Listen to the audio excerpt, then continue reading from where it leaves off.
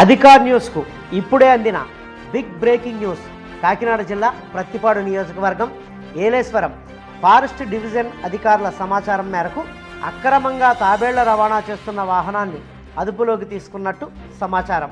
Forest అధికారుల సమాచారం మేరకు వెస్ట్ బెంగాల్కు చెందిన ఒక వాహనంపై తాబేళ్ల రవాణా జరుగుతున్నట్టు అందుకున్న సమాచారంతో జాతీయ రహదారిపై గస్తీ కాసిన ఫారెస్ట్ అధికారులకు వాహనం తారసపడింది.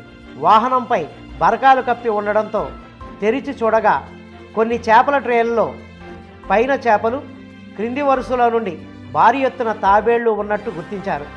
వెంటనే వాహనాన్ని ఏలేశ్వరం ఫారెస్ట్ రేంజ్ ఆఫీసర్ కార్యాలయానికి తీసుకువచ్చి ఉన్నతాధికారుల సూచనతో కేసు నమోదు చేసి దర్యాప్తు చేస్తూ ఈ వాహనంలో ఎక్కడి నుండి ఎక్కడికి ఈ తాబేళ్ల రవాణా జరుగుతుందనే వివరాలు మీడియాకు వివరించే అవకాశం ఉంది.